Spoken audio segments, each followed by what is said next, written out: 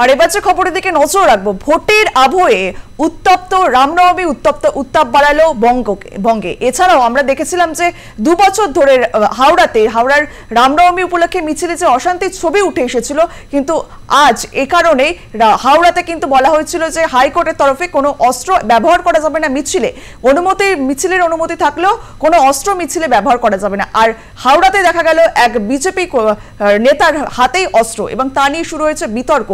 এবং আমরা দেখতে পাচ্ছি যে ভোটের আবহে তৃণমূল বিজেপি দুই শিবিরই কিন্তু একেবারে রামস্মরণে। আর হাওড়ায় রামনবমী শোভাযাত্রায় তরোয়াল হাতে এক বিজেপি কর্মীকে দেখা গেছে। আমরা সরাসরি চলে যাব আমাদের প্রতিনিধি রণজিৎ রায়ের কাছে। রণজিৎ, আজ সকাল থেকে কি ছবি উঠে এলো হাওড়াতে? দেখো, প্রথমেই বলে রাখি, আজ রামনবমী এবং সেই রামনবমীর উপলক্ষে হাওড়া শহরে সকাল থেকে অনুষ্ঠান হয়েছিল। একদিকে যেমন বিজেপির পক্ষ থেকে সকালবেলায় হাওড়া রামরাজাতলা সকাল 9টা নাগাদ হাওড়া রামরাজাতলা যে রাম মন্দির রয়েছে, সেই রাম মন্দিরে কিন্তু একেবারে অস্ত্র পুজো করা হয়, এবং সেই অস্ত্র পুজোর সময় যে চিরাচরিত ভাবে রাম মন্দিরে কিন্তু অস্ত্র পুজো করা হয়, এবং অস্ত্র পুজোর পরেই কিন্তু একটি শোভাযাত্রা বেরোয়। এবং সেই শোভাযাত্রায় কিন্তু মূলত দেখা গেছে যে হাওড়ার ডক্টর চক্রবর্তী সেই অস্ত্র এবং তাকে সশস্ত্র অবস্থায় তাকে রাস্তায় দেখা গেছে। এই বিষয়টি কিন্তু বারবার একটা বিতর্ক উঠছে, কারণ বারবার ভোটের পক্ষ থেকে বলা হয়েছিল যে অস্ত্র বিক্রি করা যাবে না বা অস্ত্র প্রদর্শন করাটা সেটা আদালতের নির্দেশ ছিল।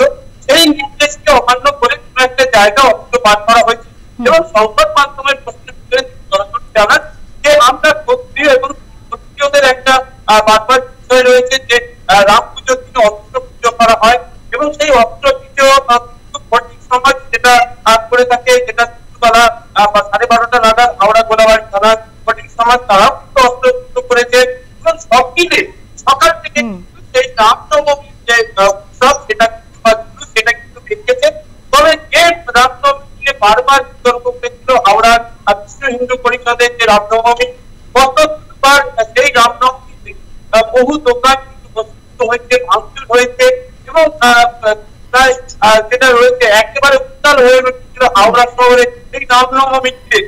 এই ক্ষেত্রে বলে রাখি যে মহামান্য আদালতের কাছে অভিযোগ দায়ের করা হয়েছে, এবং আদালতের নির্দেশে এখানে বলা হয়েছে বেশি লোক এই মিছিলে বেরোবে না, এবং পাশাপাশি কোন রকম ইউজ করা যাবে না, এবং তার সঙ্গে অস্ত্র প্রদর্শন করা যাবে না।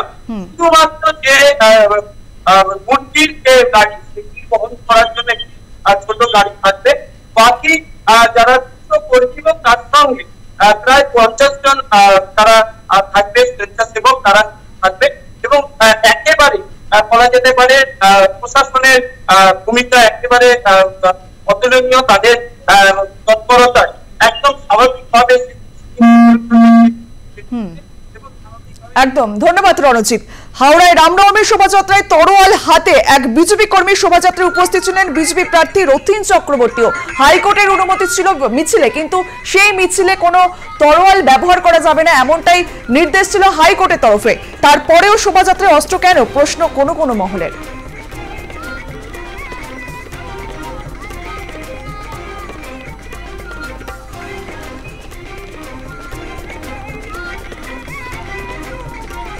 শোভাযাত্রায় শেষ হয় রামকৃষ্ণপুরে, এবং হাওড়াতে সেই শোভাযাত্রায়